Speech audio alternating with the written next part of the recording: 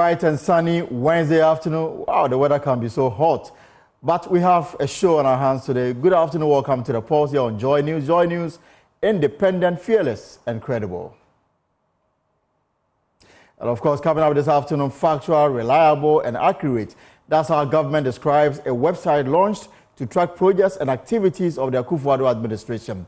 But the NDC says the MPP is just attempting to appropriate NDC's project as well as showing ghost projects. Also, we have details as well.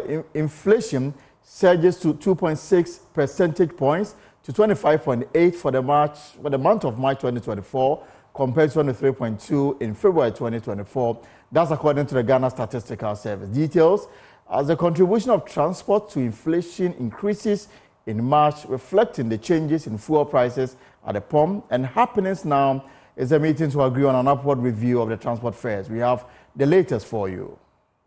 And of course, later, the President Farmers Association of Ghana condemns decision by the government of Ghana to approve the commercialization of 40 novel genetically modified products, which includes maize and soya beans varieties. And of course, we have details, plus these and more. The Pulse is brought to you by Global Communities Digilu, affordable, safe sanitation for all. We are live on DSTV channel 421, GoTV 125. You can also follow us on Facebook, YouTube, and myjoyonline.com for these and more. My name is Elton Brobe.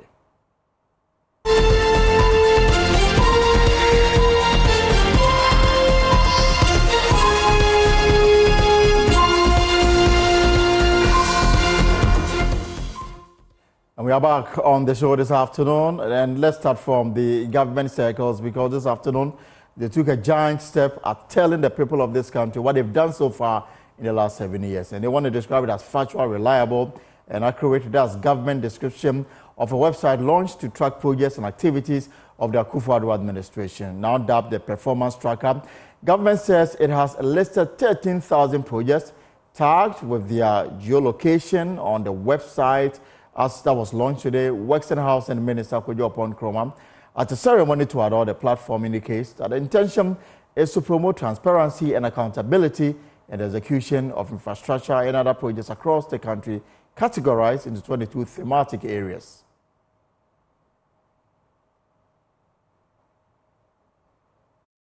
Is first of all a database. It's a database that showcases the performance of the government of Ghana. And it showcases it through the various projects that have been executed across the 261 districts. And this database has two interfaces. One is a website. So you can go onto that website, www.performancetracker.gov.gh, and you can access that database, and shortly I'll take you through that database. The other is an app. Today, the mobile phone is a very powerful tool, sometimes even beyond what your desktop can do. And on the app, on the iOS system, as at now, I'm told the app version has been uploaded. And in the coming weeks, on the Android system, the app version will also be uploaded. So it's a database. You can access it through a URL, performancetracker.gov.gh, or you can download the app and access that database. And what it does is that it showcases the performance of the government of Ghana across the 261 districts, across the 28 ministries, and across the 16 regions. Now, what I encourage you to do is to, as you go through the tracker, pick some of the data sets or the metrics that you find very important. I selected 8, which I want to share with you. And don't ask me why 8. I just found 8 to be an interesting number, so I picked 8. Now, these are just a few metrics, 8 metrics that I picked from the platform just to highlight. As I mentioned earlier, when you're talking about the conversation on roads, you will find about 11,974.96 kilometers of roads constructed and rehabilitated from 2017 to 2020. That's a 158% increase over the 2009 and 2016 data set. Jobs created between 2017 and June 2023, when this data was put in, a little over 2 million, so 2,087,000. And to tell you the source of the data coming from SNIT, so SNIT is the one that is providing this data. So for every data set that is uploaded, the source will be made available. Government Agenda 111 project, and this is very interesting. Agenda 111 project, when you take the numbers and you add it to the previous health infrastructure that existed, by the time we are done, healthcare infrastructure would have gone up by 55.9%. That is the addition of half of the stock that existed already to Ghana's health infrastructure. And I think we can give ourselves as a country a big round of applause on this one. STEM education, 5 schools completed, 5 under construction. And depending on which dimension you are querying, you can then go in there and then find the details for yourself. Over 5.7 million children benefiting from free SHS and TVET education as at June 2023, when this data was put in. I know that data set has even improved between then and now, because June, then there was September intake, etc. But as at that time, 5.7 million children benefiting from free senior high school and TVET education. Now, Kojo Pankroba is convinced the tracker will address the misinformation, especially as the country heads to the December 7, 2024 general elections. The performance tracker is an empowerment tool. It empowers all of us, all of society, so that together we can track our common progress. The general public is asking questions. Those questions are answered on this platform. Development partners want to know, when we give you, budget assistance or specific project financing, what do you use it for? The answers are here. The media is asking questions on a regular basis. The fourth estate of the realm, holding government accountable. What has government done with the resources of the state? The answers are here. Civil society organizations, sometimes across various sectors, are asking questions. The answers are here. And here, on an academic premises like this, you also do know that the academia is always asking questions. The answers are here. The performance tracker has an architecture of about 5 key parts. The information is organized in 5 key, may I say, buckets. And very quickly, I want to take you through it before we launch and before I invite you to ask for some data yourself and find the data on the platform. Now, these are the 5 major buckets of information that you will find on the performance tracker. First, you'll find thematic areas. As I mentioned, in 2020, the tracker focused mostly on infrastructure projects. We've gone beyond that. And so in 2024, this tracker goes beyond infrastructure and features 22 thematic areas. So you'll find, for example, roads, where you'll find a lot of infrastructure. You find education. You will find health. You'll find security. You'll find the 22 major thematic areas that we often query information about when it comes to governance. But we haven't left it just at the thematic level. We've gone a step further. For these 22 thematic areas, there's been a further breakdown into categories. And you have 105 categories within which the information has been organized. So for example, when you take health, within the health categories, you will find something like health infrastructure. That's a category. You'll find health recruitment, doctors, nurses, and how that is affecting the doctor-patient ratio and whether we are doing better or worse as we go along as a country. You'll find Agenda 111. All of these you will find just under the category or just under the theme health as various categories. If you go into education, you'll find education infrastructure, you'll find free SHS, you'll find teacher recruitment, you'll find various categories. So first we organize according to thematic areas, and then we also organize according to categories, 105 categories.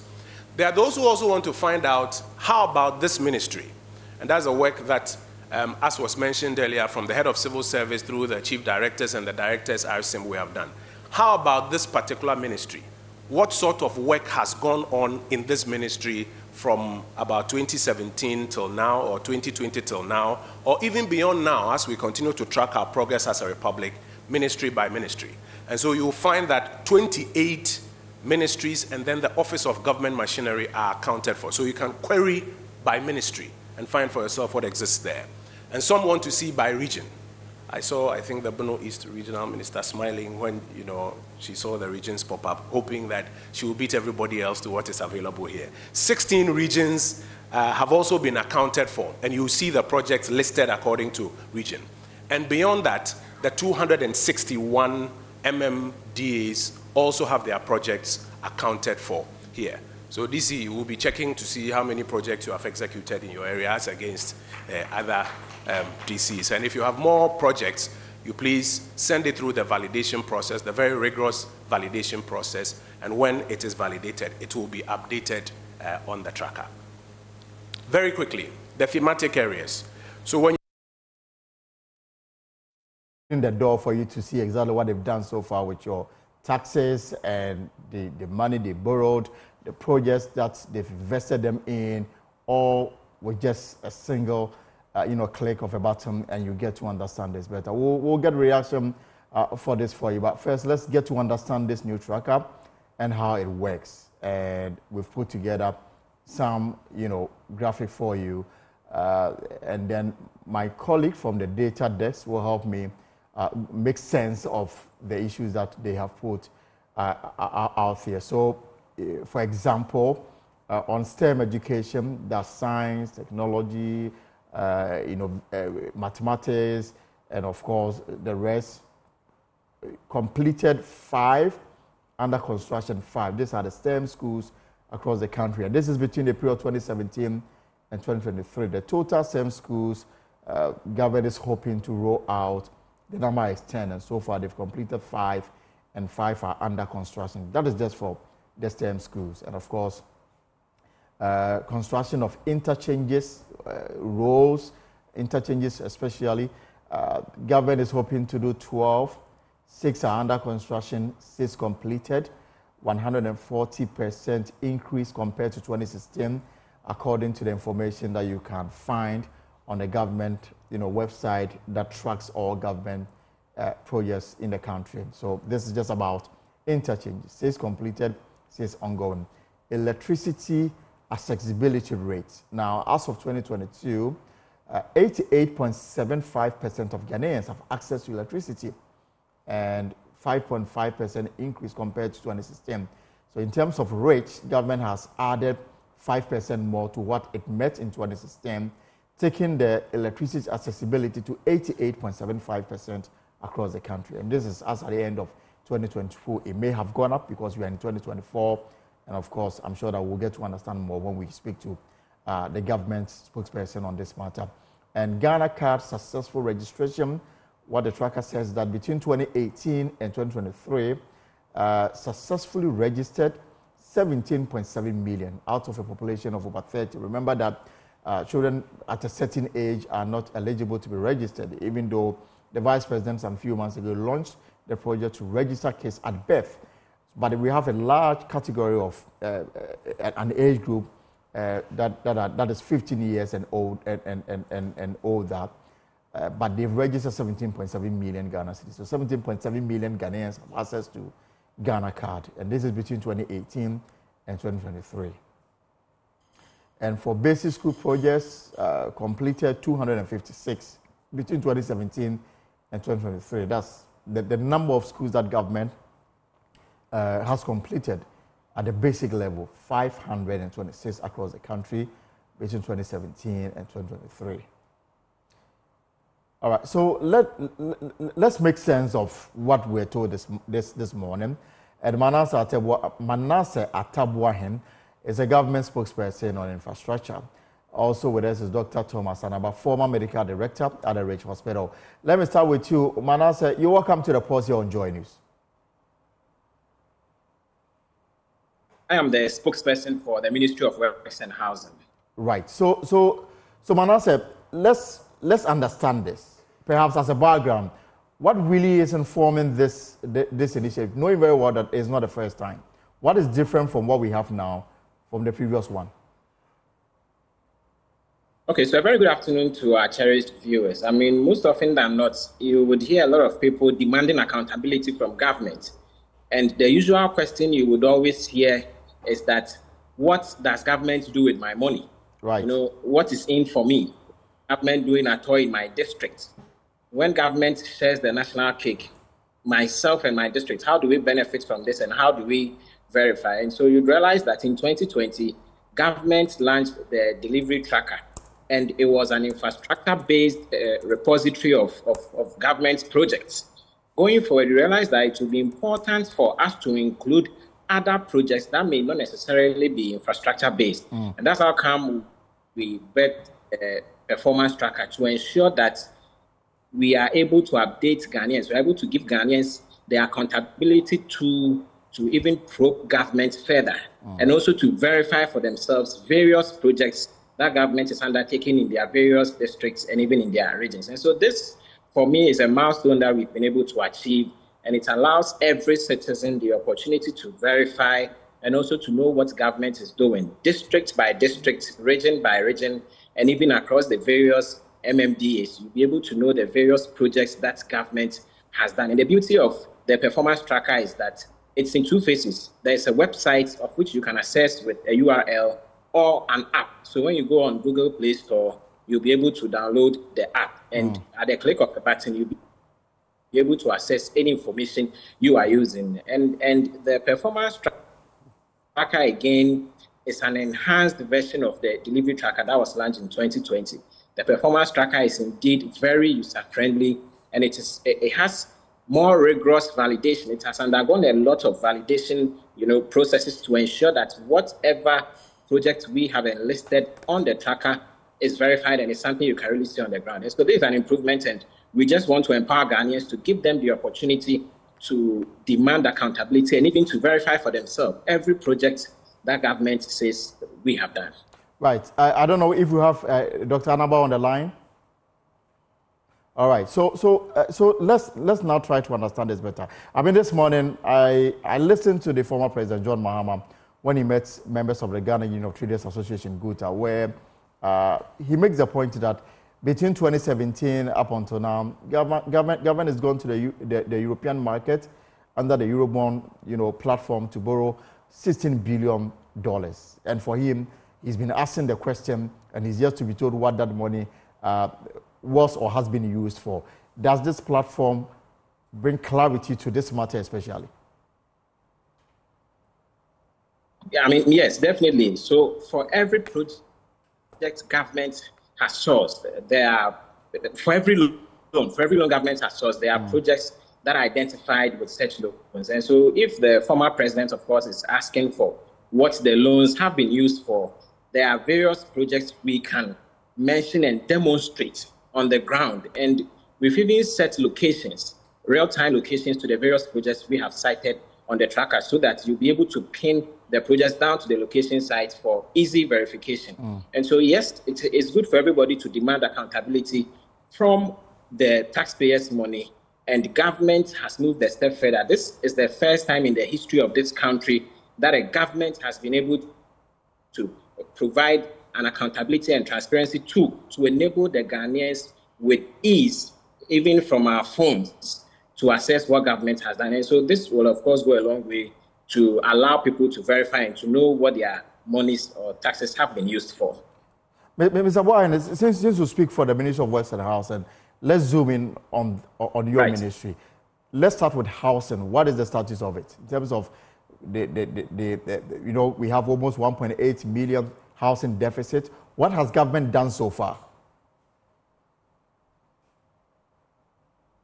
Right. So the housing data, of course, would inform you that government so far has done over 3,000 housing units. I mean, just about 2 weeks or so, the Minister for Works and Housing, the Honorable Kojo Okonkoma, embarked on a working tour in the region, the Greater Accra region alone. And there is about 10,000 housing units that are at various stages of completion. When you go to Tema Community 22, there's a housing unit being developed by TDC and even Community 26 as well. Yes, in 26, you find about 1,072 houses housing units that are completed, beautiful story buildings, and about 800 of them are also underway.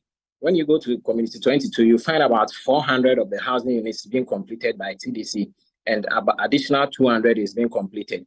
When you go to Latebi Okoshi again, you find about 112 housing units that are also underway. And of course, when you go to Tesano, within the police unit, you would find that some 320 housing units, of course, has been constructed. And so even in Greater Accra alone, and again, the Pokrasi housing unit is designed to build about 8,000 housing units, and the groundwork are almost done. And so in Greater Accra alone, you would find about 10,000 housing units that are at various stages, and we are speeding up works to ensure we are able to reduce the housing deficit of about 1.8 million housing units. What about the rest of the country? What does the tracker say?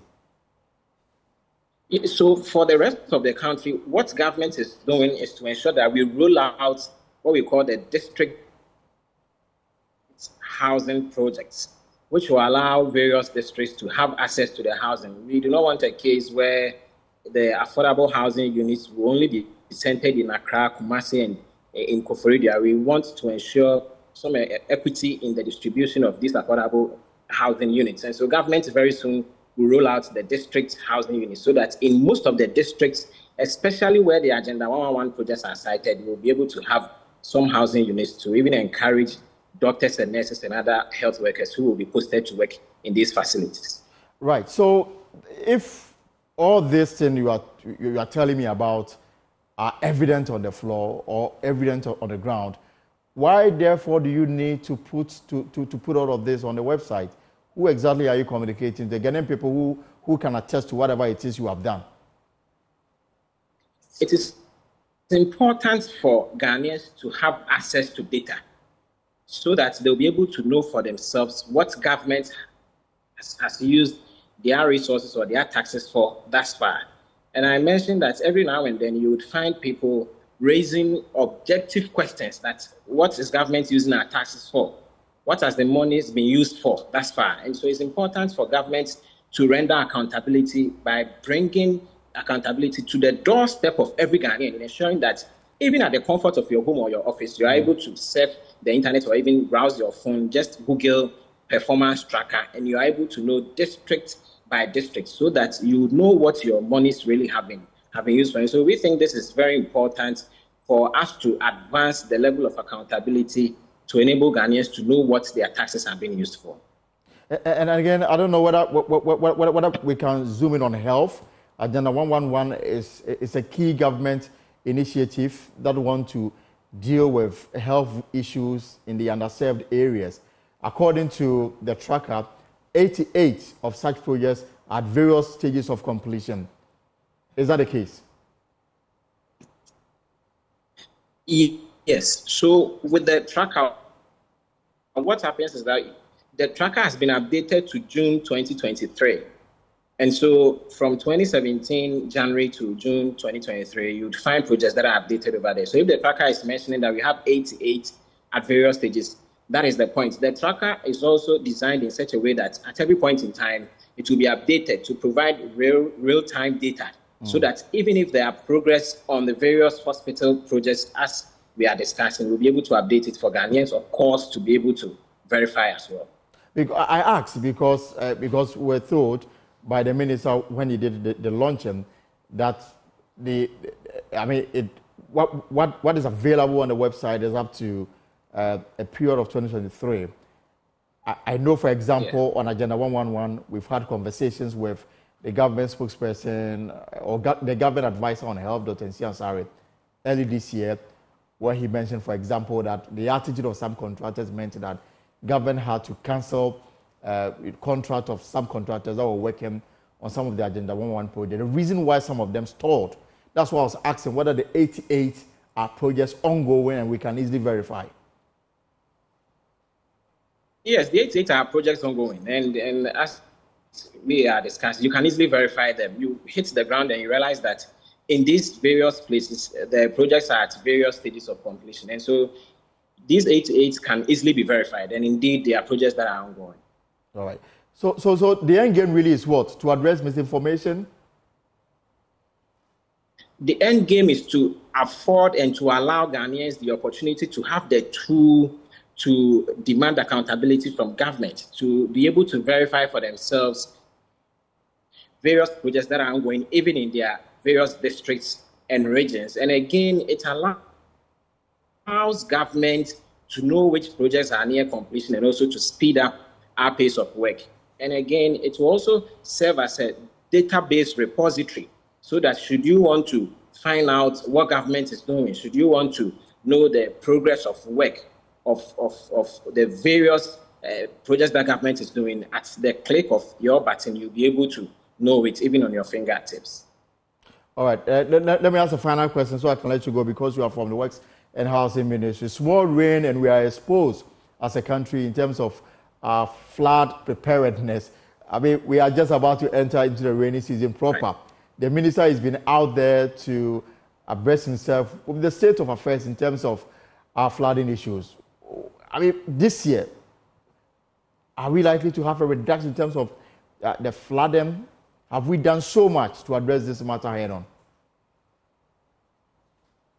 Right, so that is the objective of government. And the ministry is also speeding up works. And when you look at our National Flood Control Program, especially for 2023, we couldn't harness all the resources. And so we have some backlog of work to be done. But the Minister for Works and Housing is always on the contractors to ensure that, one, we are dredging the Odo and other basins, and also the storm drains that we are building, we are speeding up works on them. And what government, again, is doing differently this time around is to ensure that there is a collaboration between the various assemblies within which you would find the storm drains and also the ministry, to ensure that we sign a memorandum of understanding to get people who will be able to even man these storm drains. Most often than not, you would find, or people are still in the habit of dumping refuse into our various storm drains, and that, of course, will certainly lead to our storm drains being choked, which, of course, will facilitate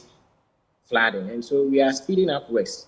We agree that the rains are almost here with us, and the timing indeed is short, but we are not relenting, and we are ensuring that whatever resources contractors need to desilt our river basins or our storm drains, we are providing to them. And also the Ghana Hydrological Authority is also speeding up work on the building of storm drains across the country. And we've also entrusted into the care of the various assemblies to ensure that they take full ownership of the storm drains within their area, so that they'll be able to desilt it regularly to reduce the incidence of flooding this year.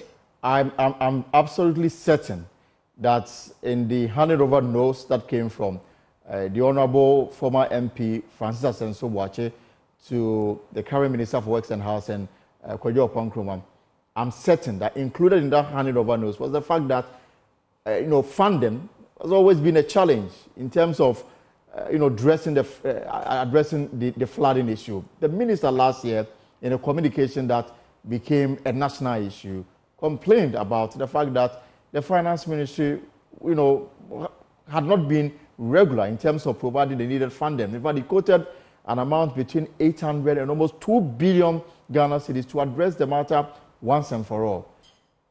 Funding, I'm certain, is still a challenge. How are you going around this? Funding, of course, when you look at the resources of government and even across every country today, there are challenges all over, but government is putting in more effort. Even with the little resources we have, we want to speed up works so that we wouldn't have to waste, huge resources to set people who have been displaced by even flooding. And so with the little funding we have, we are still speeding up works so that flooding will be minimized to the barest minimum this year. All right. Manasseh, thank you so much for your time this afternoon.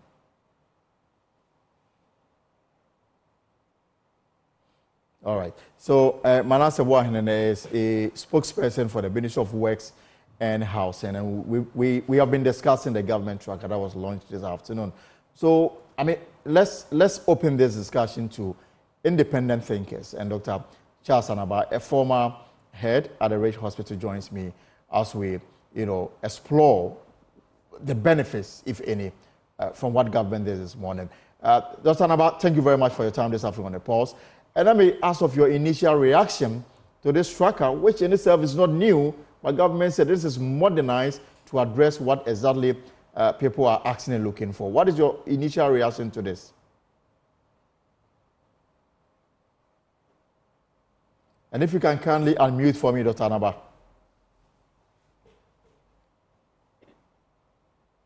Thank you very much for having me. Right. And good afternoon to your cherished viewers. Yeah, I can say modernized tracker or whatever it is, that is not what the people want. What the people want are the infrastructures. That is what we want. You spend money to modernize a tracker, you don't spend money to put up the infrastructure, would not be anything to Ghanaians. It's just money to the developer and nothing else. Because we have seen a tracker before, and we traced infrastructure that was mentioned in it, and we got to nowhere and never found anything. We prayed at this time at least we should find some of the things that they will mention inside the tracker to be true, or else I'm still waiting to browse and really see what is inside for my community. Right, and Dr. Anaba, you can trust Joy News to verify on the ground what is on the tracker or the tracker on the website. But let's focus a bit on the health area, which I mean is an area that you have a lot of interest in. So, for example, the tracker talks about the Agenda 111, health infrastructure.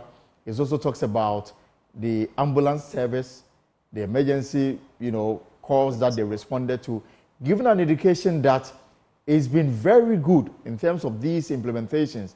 Even though, for example, the Agenda 111, they are yet to fully complete some of them and hand them over to the districts to use.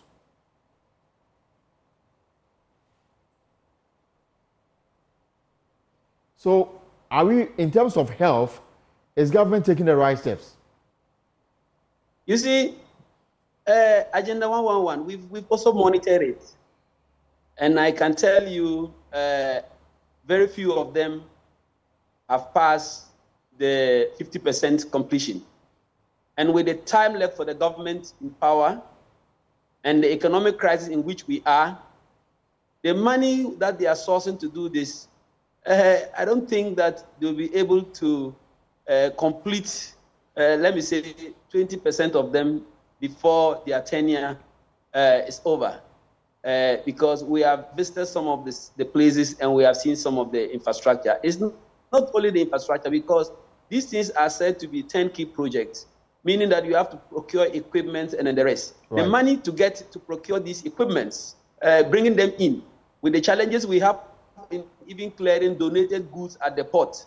I want to see how they are going to clear all those things at the ports and bring them in before December 7th. So to me, I would say, yes, it's good to put what you have done in the public domain for people to see and judge. But we have had the experience of them not complying, being truthful to us. So let me ask, what about the other facilities that were being built under John Dramani Mahama? What are they doing to them? Are they completing them, or they are not completing them? Or they are also going to, they are leaving them to decay and rot away, which is going to be a loss to Ghanaians. I just pray that this tracker should not come again to deceive Ghanaians. It should be a reality. The previous one had so many toilets in it, which is not bad though, but that is the work of, like say, assembly members. I don't see how they should even add National Ambulance Service into the tracker, because the National Ambulance has a headquarters and has a district allocation center that everybody knows. Why should we put it inside? For what? That one was commissioned years ago. So why should we even bring it inside to show us where the ambulance is? What people need is an effective ambulance that is working and can carry patients to hospitals in and out. For them not to pay for the fuel of the ambulance, for them not to pay the ambulance service people, we create an enabling emergency service coordination so that people can easily get ambulances. But here's the case that some of the ambulances, to even get them, you have to see a politician to call them before you get them, because they are allocated to DCEs to monitor and to control, which I think shouldn't be the case. But you made a point about why certain government projects are on the website. I mean, what is certain according to government officials is that when you visit the website, we are not going to see projects done by the MPP. We see projects done by governments, successive governments. And so it's not really a political propaganda, if you like, to sell the projects and activities of the MPP. But when you visit it, you are likely to see projects under ministries and what has been done so far. Oh, but is that their legacy? We thought that they were going to show us their legacy. If you are going to do project under, look, definitely they will play politics with it. They will say any project you see in that tracker is under MPP, which is not true. Because they can't tell me they are going to put Legon under that project. They won't tell me they are going to put Wa Hospital in that tracker. Because if they put it there and say it's theirs, people are going to get on them. The best to do like NDC did, develop their green book and put their projects, like what they did the last time the first tracker they did, they put their projects that they developed. They should put those ones there. After government project, there are so many. From Kwame Nkrumah up till now. Are they going to list all the factories Kwame Nkrumah put before he left power? Or are they going to list Tema Port as part of their infrastructure? That is not necessary. We don't want the government to come and tell us all what is government property. Common vehicles that they handed over to them, some couldn't be traced. How are they now going to get all government infrastructure and put it in a tracker for us? I think that this, to me, perhaps is going to be a political gimmick or just a waste of money to feed a software developer, and that is it. There's no need putting all infrastructures there. Put what you have done. Let NDC also put what they have done. Let CPP also put what they have done. Let's compare the 2 or the 3 and see who is doing better with the little that we give to them. And I'm absolutely certain, I mean, for what I've seen, that there is time segments, so you can clearly see what was done between this period and that period. But on health, I'm curious to know, the healthcare delivery in your region, for example, is it better? Is it getting better? What is the situation? Oh, I can tell you it's not getting anything better. We're having rise in tuberculosis. We're having rise in HIV. We're having challenges even in the hospital with consumables. Patients sometimes have to buy gloves to get surgeries done on them, buy sutures, buy even common catheters, buy even drainage bags, and then the rest. So how is it getting better? Is your region, Dr. Anaba, is your district benefiting from the Agenda 111, or you're already sorted? Oh, my district, where I come from, is Garu, but I live in Tamale. And my district is having serious challenges with health deliverables. And the infrastructure there, Agenda 111, is almost about 50-something%. It's not gone anywhere yet. And without it will be completed. Without. And in that constituency, we don't even have an ambulance, an active ambulance to carry patients to hospitals. It is people's private vehicles. I have brought a private vehicle to run as an ambulance there, and that is what they are using. Everybody in the constituency, that is what they are using. And the ambulance but the constituency is supposed to have an ambulance as per the one constituency, one ambulance, program. Is your constituency left out?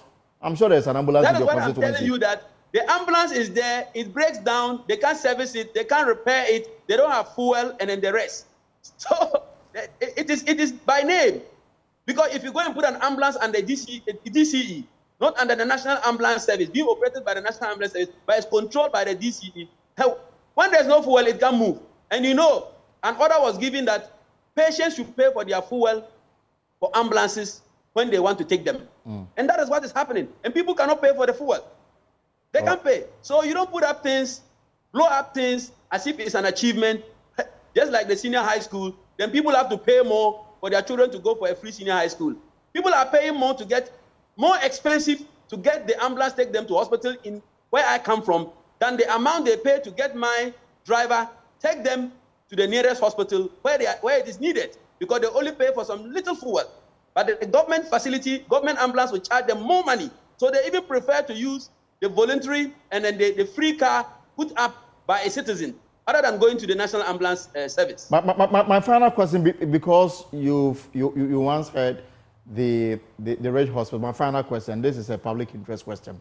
Now this week, I'm sure you've been following the news about the Global Fund donation of $40 million worth of drugs, and for over a year, because of back and forth between the Ministry of Health, the Ministry of Finance, and the Ghana Revenue Authority, the drugs, some of them are still, at the Kotoka International Airport yet to be cleared. And now we've been told that, some of them are nearing expiration.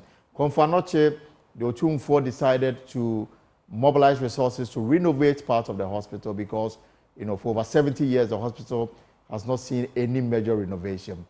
And they undertook, a donation drive. They got some money. They are still below the target they were looking for. Now, they brought in equipment, and now this morning we're told that they had to pay almost 1.8 million Ghana cedis to clear the goods, even though in the afternoon we got information that the finance minister stepped in and said that they will absorb the amount of money involved. What is the practical solution to this issue? Thank you very much. I think that this is a practical measure of how government considers the health sector, how government has compassion for Ghanaian patients, and how government has interest to invest in health.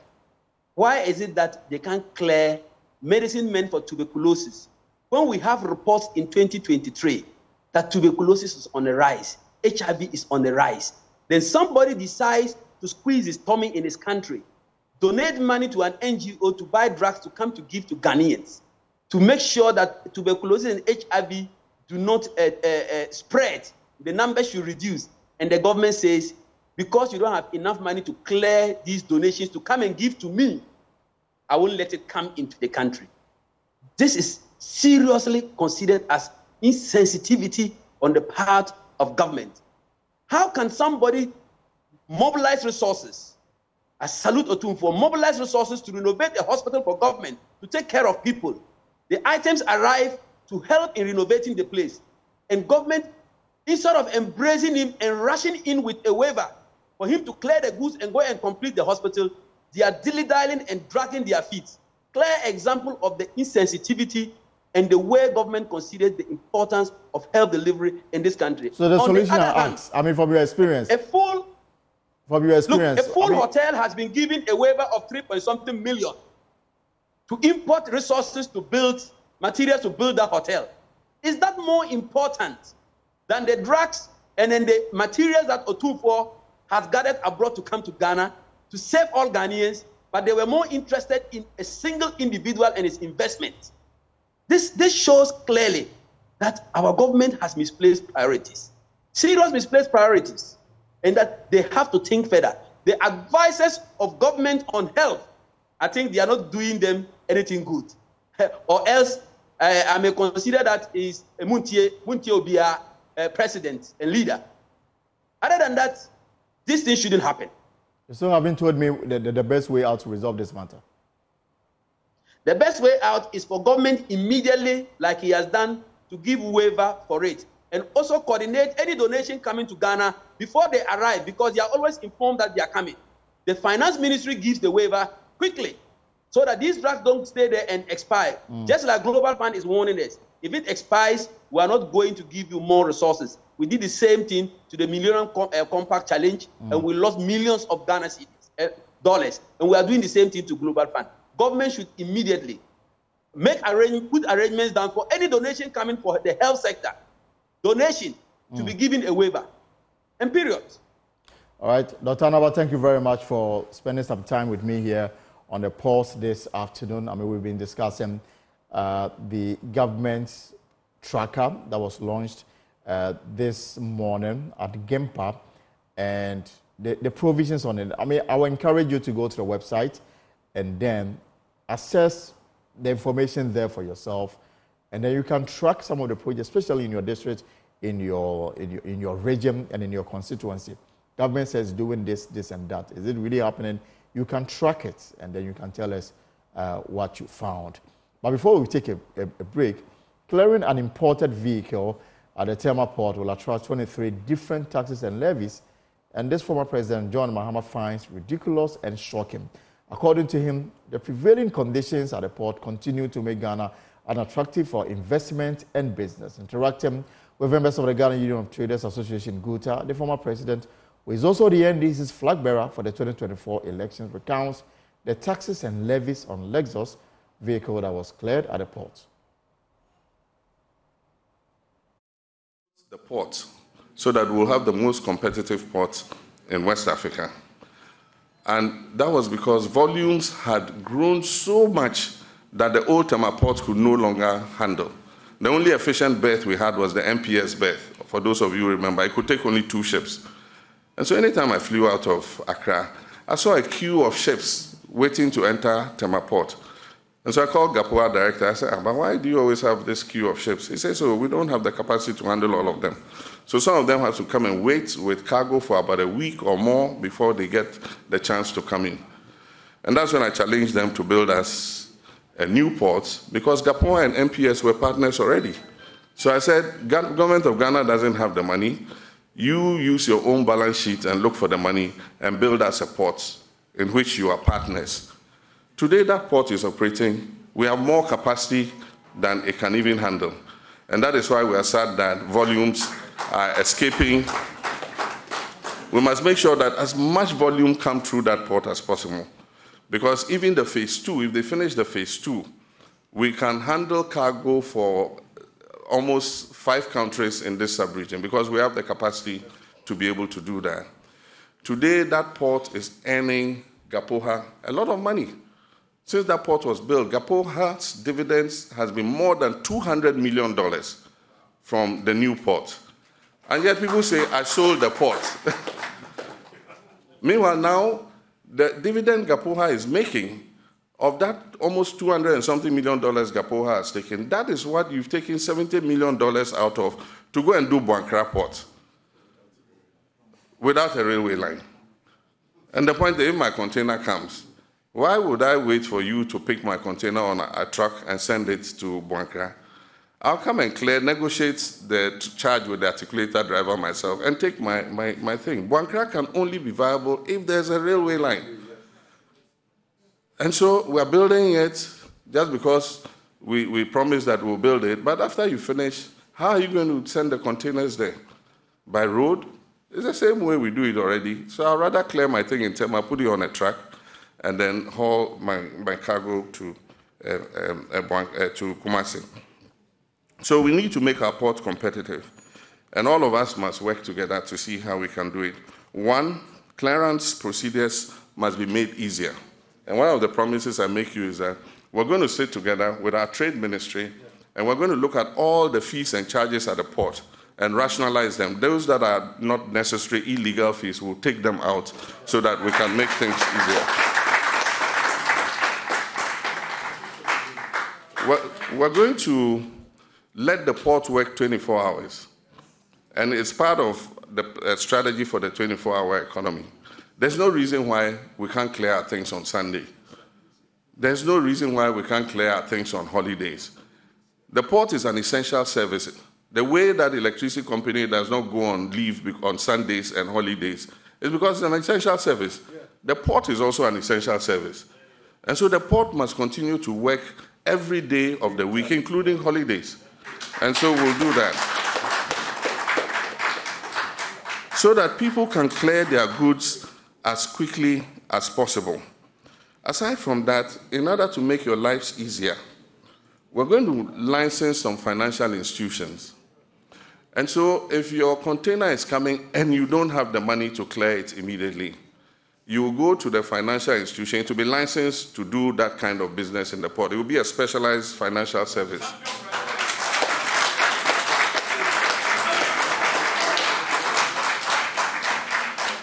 So you take your customs document and then take it to the institution and say, look, my cargo is coming. These are the goods I have in it. This is the duty I'm supposed to pay.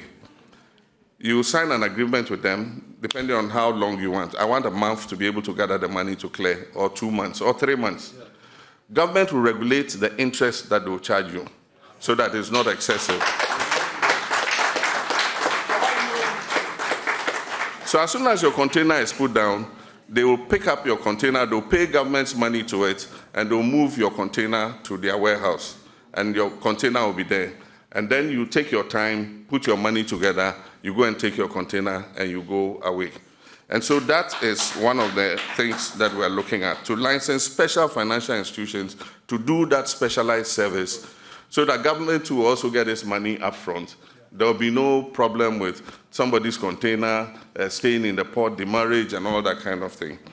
Aside from that, we're going to look at the issue of shipping agents. It has come up not only in this discussion, but when we met the clearing and forwarding agents and all of them, everybody complained about the shipping agents, about the fees they are charging. A lot of those fees are not being charged in other ports or any other place. The same companies are operating in other ports. They are not charging those fees. So why are you charging them in Ghana? And so those are fees that we're going to take away so that it reduces the cost of doing business in our port too. A person imported a car, and I was just looking at the charges. This is it's a 2023 Lexus. These are the charges. 20% import duty. Then, after that, import VAT. Then, processing fee. Then, ECOWAS levy. Then, vehicle examination fee. Then, network charges. Then, network charge VAT. Then, network charge COVID. Oh, I'm shocked. Then, Ghana Shippers Authority. Then import NHIL. Then network charge NHIL. Then GHS disinfection fee. Then MOTI import declaration fee. Special import levy. Ghana Export Import Bank levy. Ghana Education Trust Fund. Ghana Education Trust Fund network charge. African Union import levy. Then COVID health recovery levy. Then certification. Then IRS.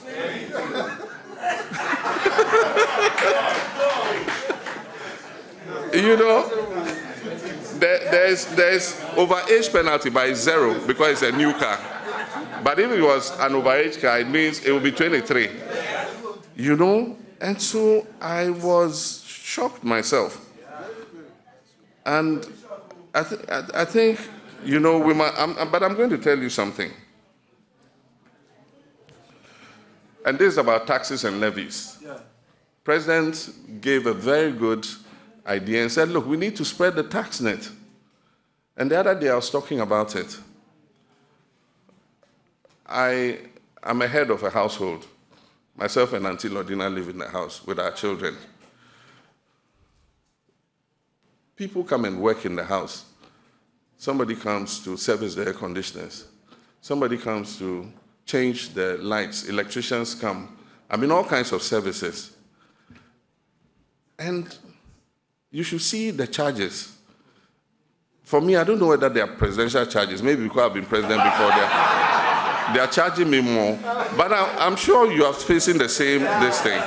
The least work they come and do in your house is 1,000 cedis and over. And the question one asks is, those people who are charging, you pay them in cash, they take their money and they walk away. What tax are they paying on that money? And so it means that there are a whole host of people who are making good money, but are not paying any taxes. And for most of them, they say they are in the informal economy. And so they don't register businesses. They are artisans. And so somebody came with an idea. He says, why don't we introduce a coupon? And you have to pay them with a coupon so that they have to go and cash that coupon. And when they cash that coupon, you put a 5% withholding tax on it. The idea is just still raw, but I think that it's a step in the right direction that we should look at and see how we can bring all those work people into the tax net. Plumbers, electricians, and all of them, you know. So that's something we should look at. So let's hear the response of the president of GUTA, Dr. Joseph Aben. He says the proposed 24-hour economy, if well implemented, will be the game changer for the country.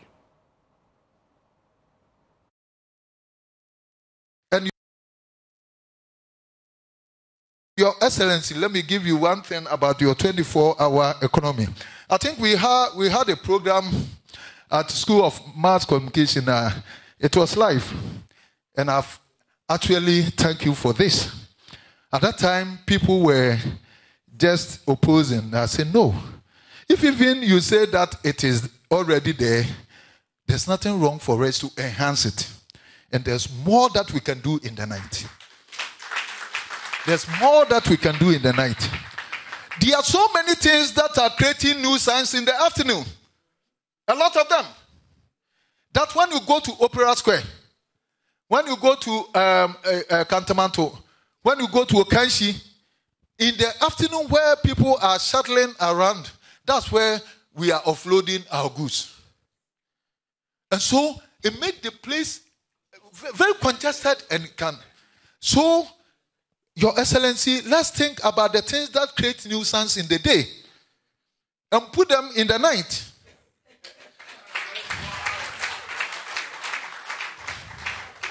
So, it shouldn't be difficult for us to say that when you are clearing your goods within the weekdays where market is going on, unless maybe it is Sunday, those times you have to come after 6.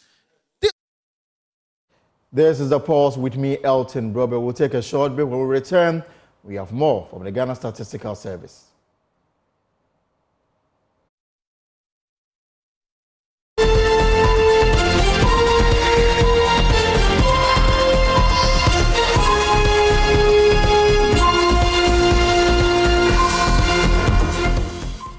And we are back on the pause here on Joy News. Now, let's look at the health of the Ghanaian economy. The Ghana Statistical Service has revealed a surge in general prices of the rate of inflation for March 2024 increased by 2.6 percentage points to 25.8% compared to the previous 23.2 in February 2024. The details of the March 2024 CPI release indicated that 6 of the 13 divisions of goods recorded inflation higher than the national rate, led by alcoholic beverages, tobacco, and narcotics.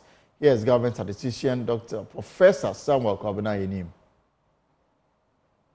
2024 rate of inflation stood at 25.8% year-on-year inflation relative to 23.2% recorded for the month of February 2024.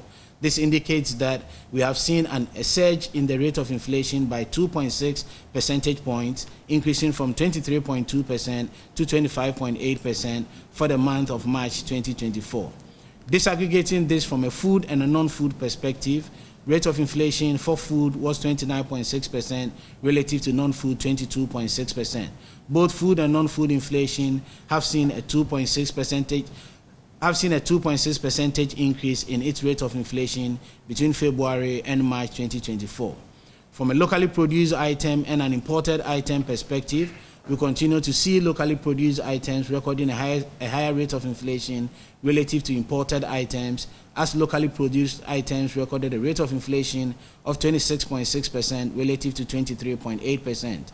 Both locally produced items and imported items have seen an increase in their rate of inflation between February and March 2024, but we've seen a much sharper increase in inflation for imported items, as inflation for imported items rose from 21.1% to 23.8%, indicating a 2.7 percentage point difference, as we saw a 2.0 percentage point difference for inflation on locally produced items.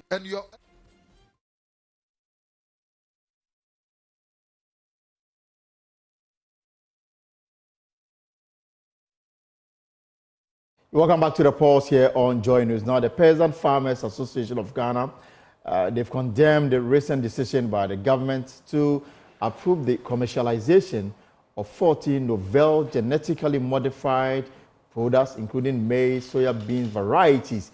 The association says that this move, orchestrated through the National Biosafety Authority, directly aligns with the interests of multinational seed companies, neglecting the concerns and well-being of local farmers and consumers. They argue that despite the nation's abundant food production, with farmers safe seed and locally breed varieties, the government's sudden embrace of GMOs raises critical questions about priorities amidst pressing national challenges like climate change. Now, Bismarck Owusu-Norte, Executive Director of the Peasant Farmers Association of Ghana, is right here with me in the studio as we go through this very important subject. Victor, you're welcome to the Posse on Joy News. Thank you very much for having me. So, let's establish this. As we speak, legally, GMOs are allowed in Ghana. Yes, so if you look at our legal regime, in 2015, Parliament passed the National Biosafety Act. Right. The Act also established the National Biosafety Authority, and they have the power to approve the commercialization of GMO crops in the country. So legally, yes, they have the right to do that. And then in a sequel to that, they needed to have a protection for those who be interested in breeding GM and other types of seed varieties. So if you recall, from 2015 or so, there was a lot of haggle between the Registrar General Department on one end and then groups like ours on another end when we resisted the passage of the Plant Variety Protection Act. Right. Because we believe that... The one I'm talking about, is it different from the Plant Breeders Bill? So when it was in, during the consultation stages, it was known as the Plant Breeders Bill. Right. But after it was passed, it was now known as the Plant Variety Protection Act. So that is also in session? So that has also been passed by Parliament. Now, the argument we were making when we resisted the Plant Breeders Bill in that form was that it was just a way to give legitimacy to allow GMOs to come into the country. Right. Because when the National Biosafety Act was passed in 2015, since 2015 till 2022, we had no issues about GMOs being introduced to the country. And rightly so. The GMO proponents know that without a legislation that backs them, that protects their rights, that guarantees that they have the right to arrest people who infringe on the laws, they will not come. Exactly. So they were patiently waiting for the act to be passed. And once the act passed, we saw how quickly they released the varieties onto the system. And how is that affecting farmers? Well, when it comes to the actual rollout, the statement from the National Biosafety Authority clearly indicates that there are no GM variety of crops on the market for farmers to buy. That's what the statement says. And our effort is that we want to ensure that indeed there exists no time that there should be GM seeds on the market for farmers to go and buy. And we lay our reasons as very simple. In the first place, we agree that, and this is a well-known phenomenon in Ghana, that our agricultural sector is beset with a lot of challenges. And every day we document those challenges. Right. Ranging from the fact that we have inadequate irrigation facilities. If you look at the report from the Ghana Irrigation Development Authority, that's GIDA, they are saying that we are just doing less than 10% of the potential irrigation of the country. So we are doing way lower than record. When it comes to equipment and mechanization, we are not doing very well. We established what we call the agricultural mechanization centers. An idea was to have them in every district in Ghana to provide tractors and harvesters. Exactly. We've not done that. When it comes to access to finance, where farmers need money to be able to purchase inputs, plowing services, we all know the barriers. We know how interest rates are so high, farmers are not able to access facilities. When you come to markets, it's a major issue. As I'm talking to you now, if you send your reporters to the northern part of the country, northern region, upper east, northeast, part of Oti region, our rice farmers have done a lot of rice, but they are not getting markets. And the reason being what? One, because of the high cost of production, the price of the paddy rice is a bit high. So the local millers are not able to buy. Secondly, we have inadequate millers in the country, so they cannot mop up all the rice in the system. Thirdly, we've allowed for the cheap importation of other rice into the system. So that has saturated the system, so they feel that there's enough rice, so there's no need to go for local rice. And there's also no direct agenda to promote local rice. So even though on the we are making noise about promoting the cultivation of local rice, when the farmers are putting in their effort to do that, there's no system in place to absorb the rice. My thinking was that the Ghana buffer stock company, yes, I mean they had a program to buy the rice and then send it to, especially to the senior high school. That should have been ideally an already made market for you. Ideally, they don't have the capacity to do that. If you look at the tonnage of rice that is produced, they don't have the capacity. Meaning what buffer stock cannot buy? They don't have the capacity. In terms of warehousing, in terms of even money to purchase the rice, they can't. Right? So you expect that as a country, these are the issues that we should deal with. So why don't we focus and deal with the issues? But we rather feel that, no, why don't we sidestep the whole process and go for a technology that we feel that if we implement it, it will eradicate all our problems and make our farmers richer. And that's the idea of the GMO.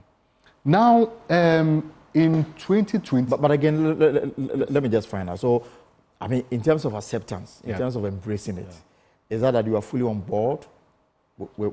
I mean, now legally, it is to be here. Yes. But in terms of accepting it, what is the general feel around it? For me, you can categorize the level of acceptance from the farmer's perspective and from the consumer's perspective. From the farmer's perspective, we've engaged our farmers. And I can tell an authority, majority of our farmers are against GMOs.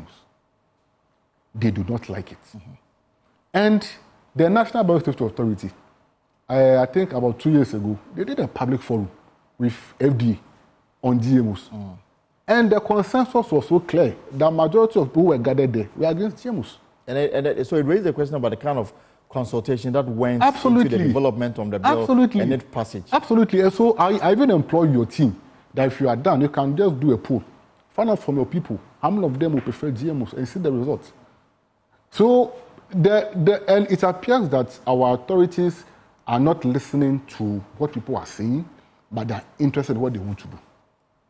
And that's where we have a problem.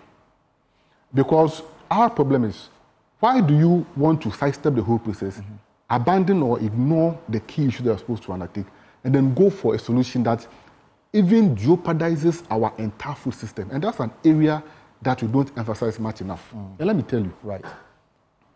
The seed industry is a very big, multi-billion-dollar industry. Of course. And currently, it is being controlled by about 4 big companies.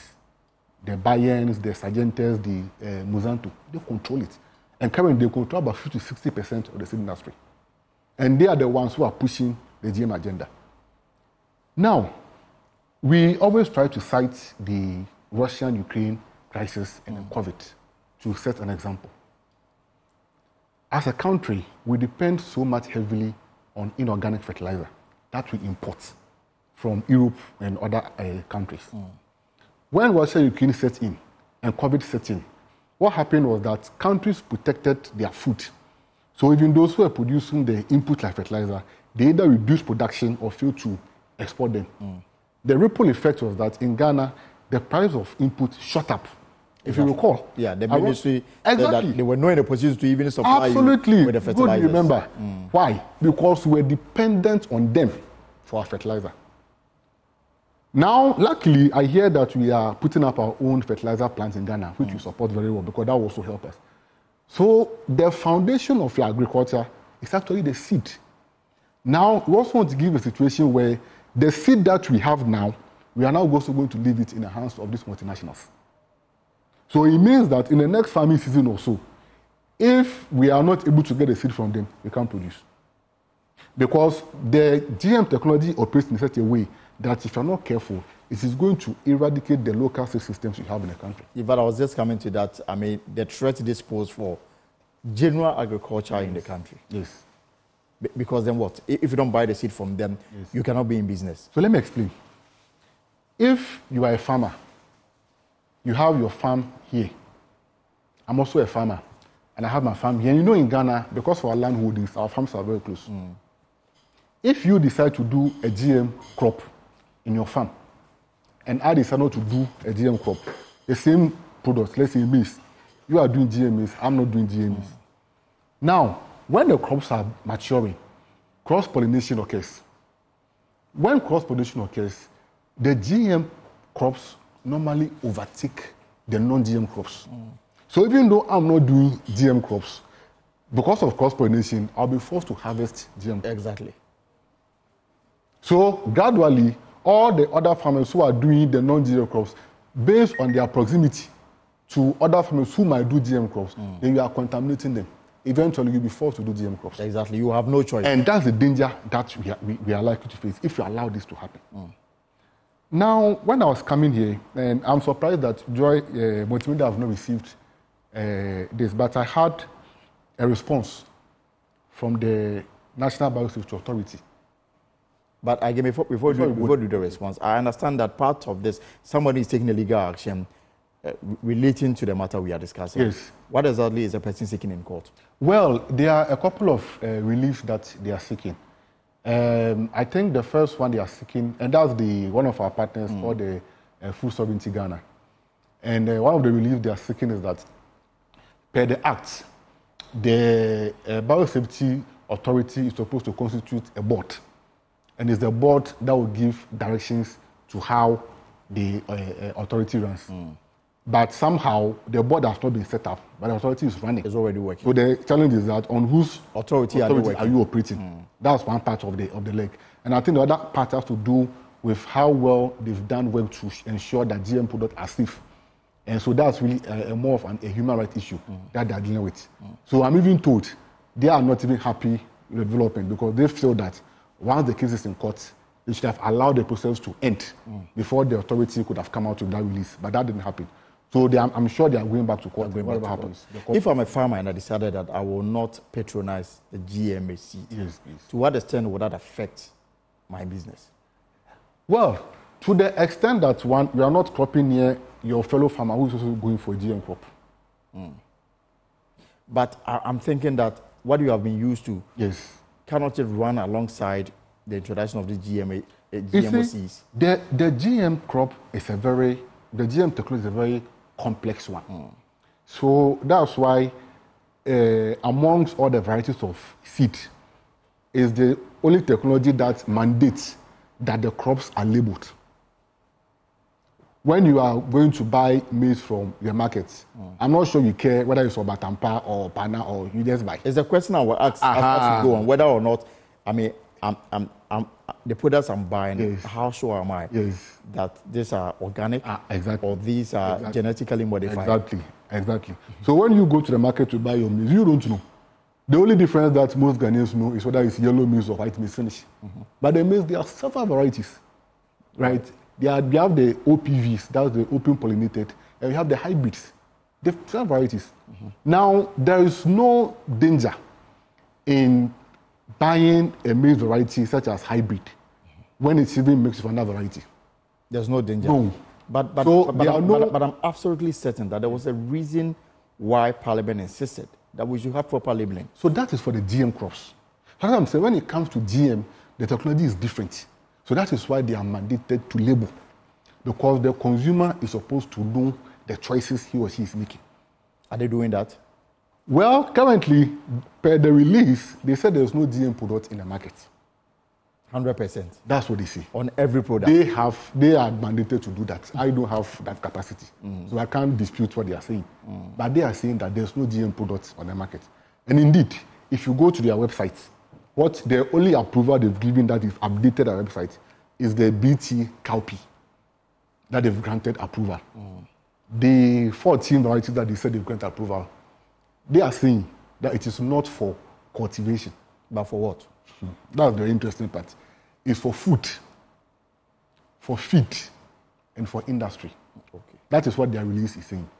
That the variety that they released is not for cultivation. So I mean, if I'm a farmer and I go to the market to buy seed, I won't get that GM seed on the market. Fair enough. The questions that we are raising is that, one, you and I were here when the Ministry of Food and Agric told us that due to the success of the planting of food and jobs, Ghana is now a net exporter of maize and soya. That we have more than quadrupled our production. We used to do about almost 600 metric tons. Now we are doing almost 1.8 metric tons, 1.8 million metric tons. So we have so much maize that we consume, we have enough for industry, and then we even export. So if the country is self-sufficient in maize production, on what basis are you telling us that you are now allowing for the import of GMO maize for us to consume? Because we have more than enough. Absolutely. The same with soya. We had a soya bean conference last year, with all the soya bean actors. And they were unanimous that if you look at the price of soya on the global market, there was higher demand for organic soya or non-GM soya. So it was important that as Ghana, we try and improve our production of non-GM soya to attract premium prices. So even the soya industry, they believe that non-GM soya is the best. Exactly. On that basis, they've all employed to continue to do their practices to plant non-GM soya. Then you come and tell us that you are bringing GM soya to the country for us to eat. For who to eat? And except for the feed industry. My brother, if you go to the poultry industry now, it's virtually on its knees. Because the poultry farmers are struggling to access feed, maize and soya. That's what they use for their feed anyway. And one of the main reasons is that the price of these are very expensive. And also sometimes not available. They are available. It's the price. They can't buy it. Right? Now, we are being told that we are importing GM soya and maize to Ghana. For do what? To reduce the price? Which will be even expensive than what you are producing here. So, what's the logic? I don't get that logic. You understand? I get it. So, it appears that there is something that is amiss in this whole GMO conversation. So what really for you is a way forward? Is the door closed on you? Because government position is quite clear. If government was not interested, they wouldn't have put these bills before Parliament for passage. You're right. Well, I can tell you on authority that even though it appears that it's peasant farmers that have led the process to issue the statement and got the response, we have a lot of very powerful individuals and institutions that are backing us. I just had a chat with one very important personnel at the Ministry of Food and Agric, and he tells me, and I quote, that we should resist them. And that was a person from MUFA. So it means that even at the ministry... Yeah, not everybody is in support of this. But in terms of the resistance, how are you going about it? We have a lot of things that we've planned. We hope to have a very mega press conference next week with all our allies coming on board. We are also planning to engage very key influential people who have already expressed their interest in joining our cause, but they want to understand the issues better. So we've engaged them, and then very soon we'll be on board. We are a farmer group, of course, and we have farmers all over the country. So, and they are agitating that what can we do to support you? We want to go on demonstrations. We're like, okay, let's do the ingredient processes. So we have planned a couple of things that we'll be doing, and I'm sure that in a couple of weeks you'll hear from us very soon. But for the farmer, is he or she in a state of anger or fear of losing his business entirely? It's a combination of a lot of these things. Because where the farmers say that, why are you forcing us to get things that we don't like? Right? In order to have genuine fears. Because sometimes you read reports from other countries like India or so, where some farmers were in debt crisis because of this GM stuff. Right. So some farmers are also apprehensive that what's in this for us. We also have a culture where we have a lot of farmers who practice their safe seeds, and they have a lot of indigenous seeds. And sometimes we try to downplay it. But these indigenous seeds, some of them have various traits. Some of them are tolerant to drought, tolerant to flood, tolerant to some diseases. They are there. Right. So we are surprised, why are we not focusing on whether developing that? And if you go even to my science colleagues and seniors, colleagues from CSIR and SARI, if you talk to them and they show you the catalog of local varieties that they've developed, they are there. Plenty. Local knowledge. Right. So why are we not interested in pushing what is ours? All right. I guess it's a conversation that will expand. Hopefully next week after your news conference. Sanote, thank you very much for coming. Thank you for having me. You're also watching The Pulse here on Joy News. Now, away from farming and the challenges that they have with GMOs and the other matters relating to the law that was passed, let's talk about something very disturbing. Now, more than 1,000 persons displaced by yesterday's fire outbreak in a slum community near Jamestown here in Accra are still without relief items 24 hours after their homes were destroyed. The victims, mostly fisher folks and their dependents, lost their entire belongings, including their earnings from their fishing activities, clothes, and even food. They are expected to pass a second night without shelter. Semifa Rejoice Pesu has more in this report. The fire swept through over 500 wooden structures that served as shelters for the community. As a result, scores of families have been forced to sleep in the open, with little to no access to basic necessities. The lack of immediate shelter, coupled with the destruction of personal belongings, has exacerbated an already dire situation for the affected residents. Individuals who lost their shelters in the blaze are now appealing to authorities for essential aid. Last start around 1 something. We were sitting close to the sea and we scented smoke and we thought it was someone burning charcoal. But we weren't convinced enough, so we decided to check where that thick smoke was coming from. Upon our arrival, we saw our homes burning to ashes. We didn't have enough water, so we didn't have a choice to go and fetch water from the sea. Indeed, we lost a lot.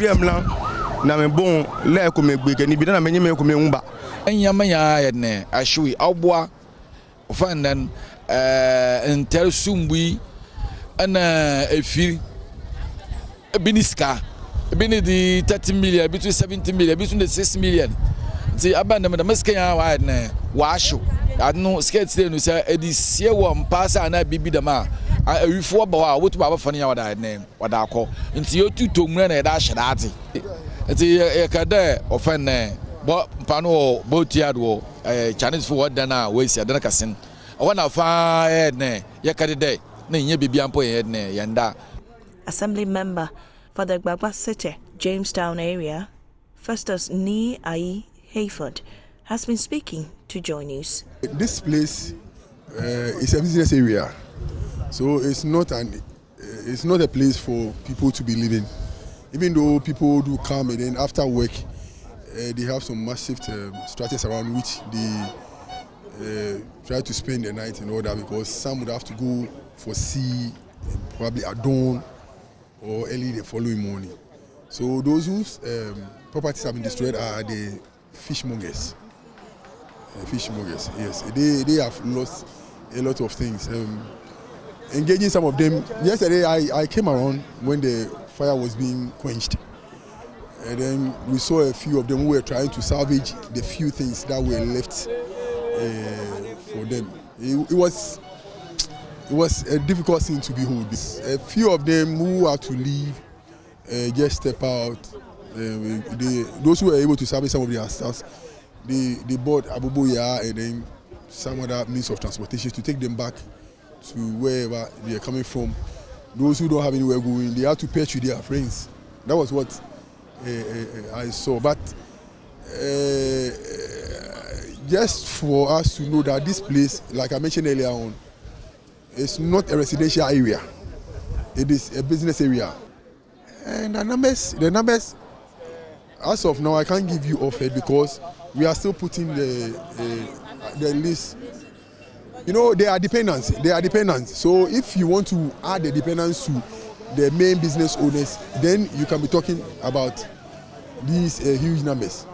Deputy Director of the Accra Sub-Metro of NADMO says efforts are underway to assess the full extent of damage and identify ways to support those who have lost their homes. We are here to take their data so that we will know the number of people who are affected. Mayor and the team were here to grant interview.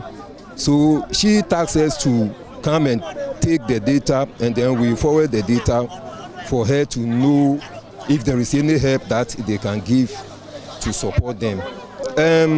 We are taking down their names. Actually, we don't know those who are affected, so we have asked their leaders to take down their names, their items that are destroyed by the fire, and then we quantify it in the monetary term. And then we also do our assessment, we do the reconciliation, we write a memo to it, and we forward it to the mayor. So they will also take it from there and see what they can do. Information or any the incident that happens, we will do by getting the data, and then we give it to the appropriate authorities, and they will be working on it.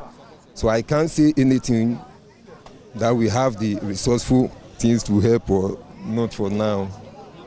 In the meantime, affected residents remain in a state of uncertainty, grappling with the immediate aftermath of the fire and a daunting task of rebuilding their lives.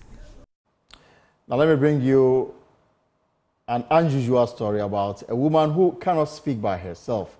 Any sound that she utters is by the help of an instrument, and all is because she has throat cancer. That's the story of Mary Amankwa Fojo, who joins me in the studio to share her experience and what you can do to avoid falling into this situation. So, Mary, you're welcome to the pause. So you are just telling me that the voice you are uttering is artificial voice.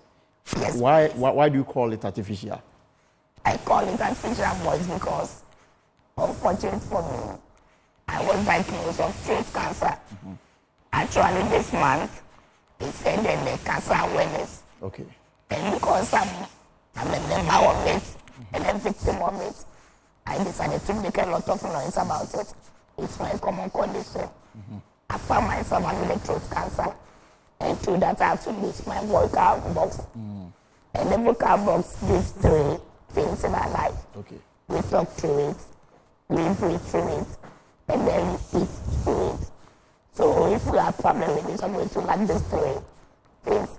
So I don't have a vocal box. So in replacement, I'm using artificial voice. And for you, this is a permanent feature of your life? Yes, please. And this month, you are creating awareness about throat cancer. Yes. Tell me your story, how the diagnosis and eventually the surgery and then this artificial provision. I'm a midwife. Okay. And a baker. I work in the Volta region, to be precise, St. Anthony's Catholic Hospital. I had this hoarseness of voice.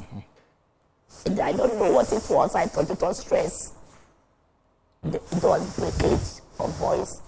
Anytime I talk, you hear breakage in the voice. Like you were stammering? Yes. I didn't take it serious. So one time I got up and I saw swelling. I thought it was infection. All time that you have something called Jemukutu. Okay, yes, so I know. I thought it was Jemukutu those yes. days. And then I treated with antibiotics. But 2 weeks after treatment, I realized it was not going. So I had to go and report for medical intervention. When I went to report, I went to Kolibu Teaching Hospital. They had to take a biopsy, and unfortunately for me, came out of throat cancer, stage 4. Stage 4? Yeah, very unfortunate. Very advanced then? Very advanced. Very unfortunate, like cancer. So that's how I had it. So this surgery was done in Ghana? Yeah. And this instrument put there? Yeah, by Kolibu Teaching Hospital, ENT department, by Dr. Bedu and his team. So for how long have you been with the artificial instrument that helped you to vocalize your words? Artificial is about almost a year now. But the surgery was done in 2021. And I'm certain that awareness about this is very low. And people may be working with signs and symptoms of it. It's unfortunate a lot of people are dying from it, but it's not known to people. That's why I'm advocating and raising awareness about it. So in terms of the awareness creation, what exactly are you doing regarding on this one? I'm educating people. Ghanaians, we take our life for granted. Certain things happen to us and we think it's normal. It may not be normal. So I was talking about some of the causes of this thing. We have HPV, human papillomavirus. It's a sexually transmitted disease. And it can cause throat cancer? I'm telling you. How? It's a serious virus that causes cervical cancer. This virus can cause throat cancer, anal cancer, and penile cancer. People don't know. There are a lot of them. But the cancerous one is the size 16 and 18. And then apart from that, people will take a lot of alcohol. Excessive one, intensive one. Very hot one. Hot one. 45% alcoholic content, I know that. Yeah. People will take that one to a prone of it. Smokers, tobacco, and others. They are also prone to get throat cancer. And then your genetic makeup can also let you get, or working in an area where there are gases and chemicals. A lot of burns where smokes, you are also prone of it. Some of the signs and symptoms are massive cough. Excessive cough. You cough continuously, retreat, goes and come. Sore throat.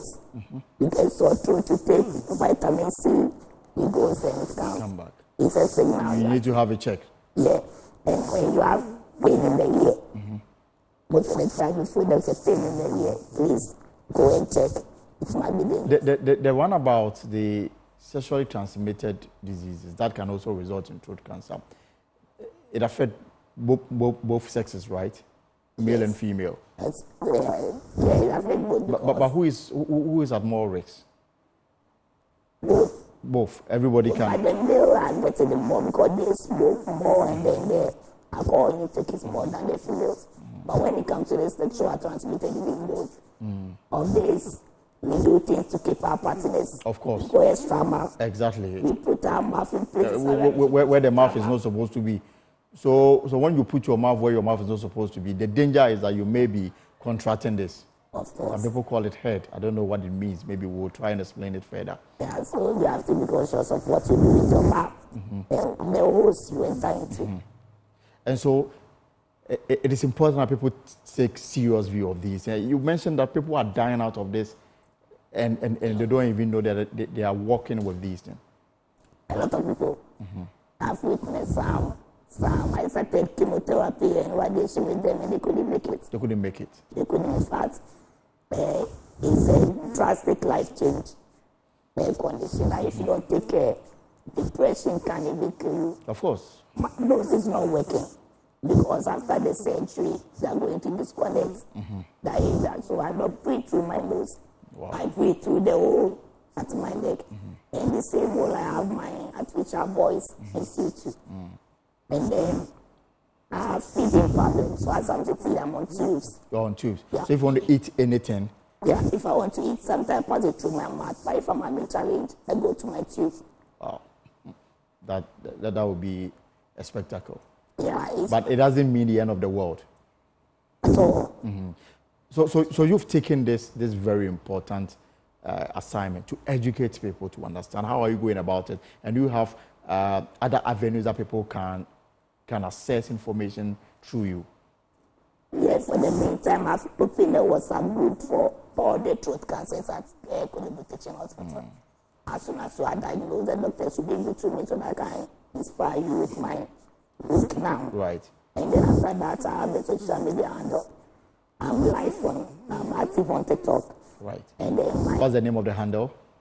My official voice of the voiceless. Okay. I'm talking for the voiceless. Most of the throat cancer patients are voiceless. Not all of them can use the device I'm using because of their medical conditions. So if God has given me the privilege, why not? Make more noise about it. I'm a talkative already. Of course, I can see that. All right, Mary, thank you so much for coming. In the days to come, because it's a whole month awareness creation, we'll bring you more so that we can talk more about throat cancer and what we should look out for. If you are experiencing anything that you are not so sure about it, they need to have a check early so that it does not develop to end stage where it becomes extremely difficult to survive out of it. Thanks for helping. All right. God bless you. Thank you so much for coming to Folks. That's our show this afternoon here on Joy News. For more stories, log on to our website, myjoyonline.com. My name is Elton Brobe. We shall be with you tomorrow, same time. Until then, have a good Eid Mubarak.